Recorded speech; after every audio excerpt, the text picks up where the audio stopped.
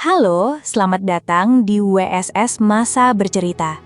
Pada tanggal 25 Agustus 2017, Texas sedang bersiap menghadapi salah satu badai terkuat dalam sejarah Amerika Serikat, Badai Harvey. Kategori 4 membawa kecepatan angin hingga 200 km per jam dan menurunkan hujan lebat yang menyebabkan banjir parah.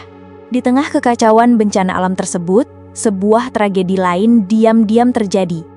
Tragedi yang tidak ada hubungannya dengan alam, melainkan dengan sisi gelap manusia. Seorang agen real estate muda bernama Crystal McDowell menghilang secara misterius. Awalnya, banyak yang mengira ia mungkin terjebak badai, hanyut dalam banjir, atau terjebak di jalan.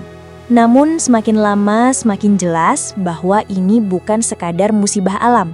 Hilangnya Crystal membuka tabir kisah penuh manipulasi, kecemburuan, pengkhianatan, hingga akhirnya berujung pada pengakuan mengejutkan dari seseorang yang seharusnya paling ia percaya.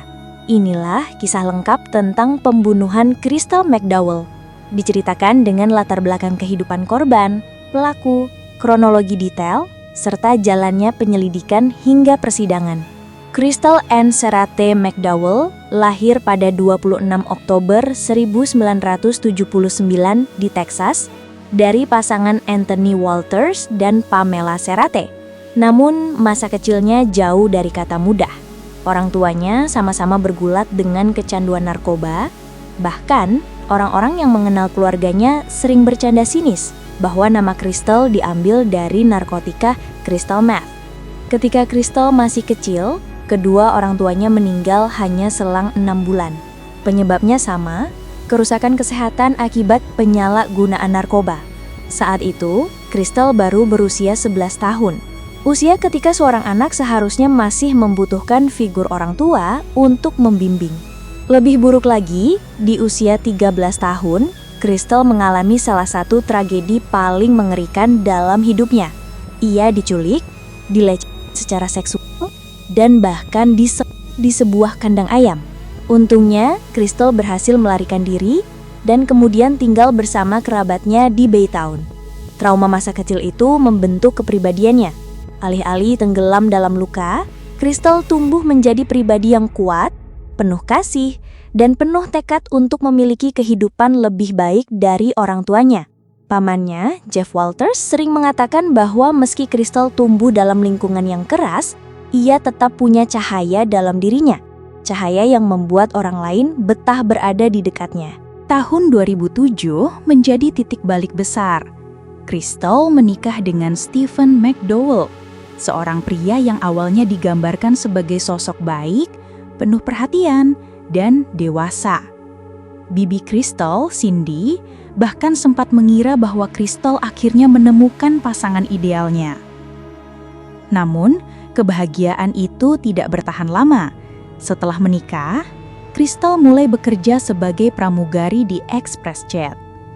Profesi itu membuatnya sering bepergian ke berbagai kota, bertemu banyak orang baru, dan hidup dalam suasana sosial yang luas. Stephen tidak senang dengan perubahan itu. Hubungan mereka mulai renggang. Stephen sering menggunakan ancaman emosional agar Crystal tetap bersamanya. Pernah suatu kali, saat Crystal mengutarakan keinginan bercerai, Stephen mengancam akan bunuh diri. Crystal luluh, tapi retakan dalam rumah tangga mereka semakin jelas. Meski demikian, dari pernikahan itu lahirlah 2 anak, seorang putra bernama Maiden dan seorang putri bernama Maui. Crystal dikenal sebagai ibu penyayang. Ia selalu berusaha menyeimbangkan pekerjaannya dengan peran sebagai ibu. Sementara Stephen kerap terjebak dalam kecemburuan dan ketergantungan emosional pada istrinya. Setelah 1 dekade menikah, Crystal akhirnya mantap bercerai dari Stephen. Perceraian resmi mereka terjadi pada Juni 2017. Crystal mulai merintis karir baru sebagai agen real estate di bisnis keluarga, Virginia Malone Realty. Berbekal charma, keramahan, dan percaya diri, Crystal dengan cepat menjadi salah satu agen terbaik di Houston. Selain sukses dalam pekerjaan, Crystal juga menemukan cinta baru. ia mulai berkencan dengan Paul Hargrove, seorang penjual perhiasan lokal. Hubungan mereka masih seumur jagung, baru berjalan beberapa minggu. Tapi keduanya sudah merencanakan banyak hal bersama. Crystal bahkan membeli tiket perjalanan ke Belgia bersama Paul dan berencana mengajaknya dalam liburan keluarga. Namun, di balik kebahagiaan barunya, Crystal menyimpan ketakutan. Ia bercerita kepada teman bahwa Stephen tidak bisa menerima kenyataan perceraian mereka. Saat mengetahui Crystal memiliki pacar baru, Stephen menjadi semakin posesif. Crystal bahkan berkata bahwa ia mulai merasa takut pada mantan suaminya. 2 hari sebelum kepergiannya, ia menulis status Facebook yang berbunyi, "Aku belum pernah sebahagia ini seumur hidupku, seperti saat ini. Tuhan sungguh baik." Kalimat itu menjadi semacam firasat, karena kebahagiaan itu hanya bertahan sebentar. Sekarang kita masuk ke hari menghilangnya Crystal. Jumat pagi, 25 Agustus 2017, Crystal baru saja keluar dari rumah Paul Hargrove sekitar pukul 7:10 untuk menjemput anak-anaknya di rumah Stephen. Ia berencana membawa mereka mengungsi karena badai. Sekitar pukul 8:30, ia sempat mengirim pesan pada Paul bahwa kondisi jalan baik-baik saja.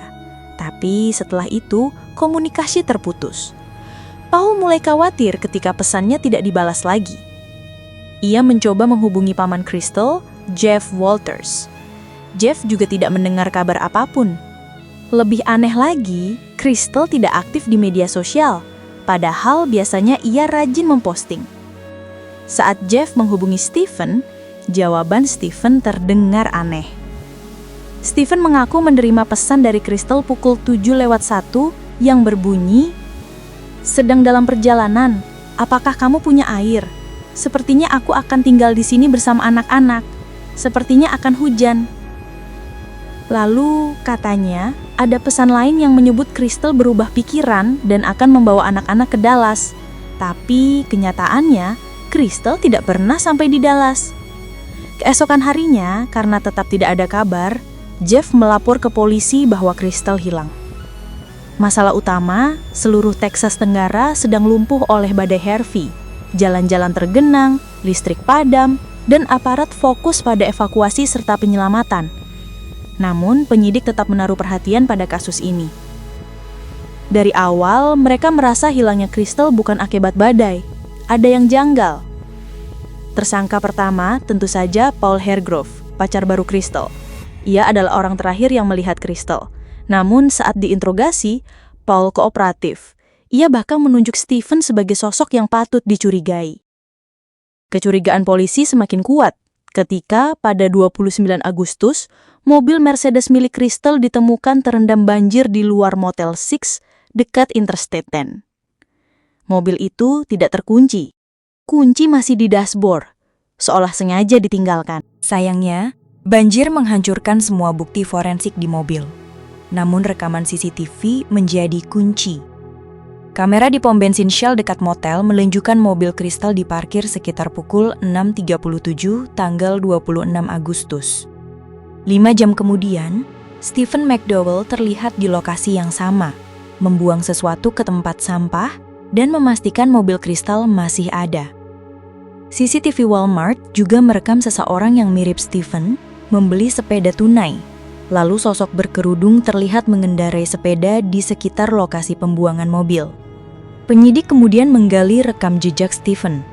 Maret 2017, beberapa bulan sebelum perceraian resmi, Crystal pernah melapor ke polisi. Ia panik karena anak-anaknya tidak masuk sekolah. Ia khawatir karena Stephen sempat mengancam akan membunuh dirinya dan anak-anak. Meski akhirnya anak-anak ditemukan selamat, Crystal tidak meneruskan laporan. Ia masih berharap Stephen berubah.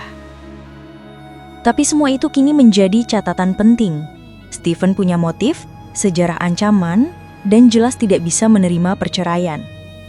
Dalam beberapa hari interogasi, Stephen selalu datang secara sukarela. Sikapnya arogan, berusaha menampilkan diri tidak bersalah. Tapi penyidik menggunakan taktik psikologis. Mereka terus berkata bahwa bukti demi bukti semakin mengarah kepadanya. Lambat laun, Stephen tampak rapuh. Ia kehilangan berat badan, wajahnya pucat, jelas tidak tidur. Akhirnya, pada 8 September 2017, 2 minggu setelah Crystal hilang, Jaksa Cheryl Liek memutuskan langkah berani. Ia menghubungi Dinas Perlindungan Anak untuk memindahkan kedua anak dari rumah Stephen. Malam itu, anak-anak dititipkan kepada Bibi Cindy. Keesokan harinya, kabar itu disampaikan langsung kepada Stephen di ruang interogasi. Ia diberitahu tidak akan bisa bertemu anak-anaknya lagi kecuali ia menunjukkan lokasi jasad Crystal. Stephen pun goyah, ia pingsan, lalu berjanji akan mengaku besok. 9 September 2017, Stephen membuka pintu rumahnya dan dengan tenang ikut polisi ke kantor. Di ruang interogasi, akhirnya ia mengaku. Menurutnya, pagi itu Crystal datang ke rumah. Anak-anak masih tidur di lantai atas. Mereka bertengkar tentang perceraian. Crystal mengatakan tidak lagi mencintainya. Emosi meledak. Stephen mendekat dari belakang, melingkarkan tangan ke leher Crystal dan mencintainya. Crystal sempat berkata, "Kau membuatku takut," tapi Stephen terus menekan hingga ia pingsan. Ia kemudian menutupi wajah Crystal dengan kantong plastik, mengikatnya, memasukkan jasadnya ke dalam kantong sampah, lalu menyimpannya di bagasi Mercedes. Keesokan harinya, saat anak-anak masih tidur, ia membuang jasad Crystal di daerah hutan dekat Needle Point Road. Tim pencari kemudian menembus hutan lebat. Di sana, mereka menemukan jasad Crystal yang sudah membusuk. Setelah ditahan hampir 2 tahun dengan jaminan $500.000, persidangan Stephen dimulai Juni 2019. Strategi pembelaan Stephen mengejutkan. Ia bersaksi bahwa kematian Crystal adalah kecelakaan setelah bercinta. Menurutnya, ia hanya memeluk terlalu erat. Cheryl Liek menampilkan bukti kuat, termasuk kesaksian mengejutkan putri mereka, Mau, yang saat itu baru 5 tahun. Mau bercerita bahwa ia mendengar orang tuanya bertengkar. Ia melihat ayahnya mendorong ibunya ke tempat tidur, memukul, lalu mencekik. Crystal sempat berteriak minta tolong. Stephen lalu menyuruh Mau kembali ke kamar dan melarangnya bercerita pada siapapun. Kesaksian polos dari anak kecil itu menghancurkan pembelaan Stephen. Setelah 5 hari persidangan, juri hanya butuh waktu 3,5 jam untuk menyatakan Stephen McDowell bersalah atas pembunuhan tingkat pertama.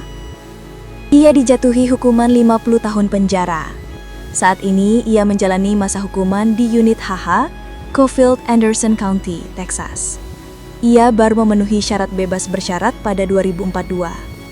Anak-anak Crystal, Madden dan Maui, akhirnya tinggal bersama sahabat lama Crystal, Mandy Avalos, di Las Vegas. Mandy menyatakan akan mengadopsi mereka. "Rasanya mereka sudah seperti anak saya sejak dulu. Crystal selalu menyebut mereka sebagai bayi kami," kata Mandy. Sementara itu, keluarga Crystal masih berusaha menerima kenyataan pahit. Mereka kehilangan sosok yang penuh cahaya, penuh cinta, hanya karena obsesi mantan suami yang tak bisa melepaskan. Kasus ini menunjukkan bahwa bahaya terbesar kadang datang dari orang yang paling dekat dengan kita. Crystal McDowell berhasil bertahan dari masa kecil yang kelam, melewati trauma, membangun karir cemerlang, dan menemukan cinta baru. Namun ia justru tewas di tangan orang yang seharusnya melindungi, mantan suaminya sendiri. Di tengah bencana alam terbesar di Texas, tragedi pribadi ini menjadi pengingat. Badai kehidupan kadang datang bukan dari langit, tapi dari hati manusia yang penuh amarah dan cemburu. Jadi itulah guys kasus hari ini, sampai jumpa di kasus selanjutnya.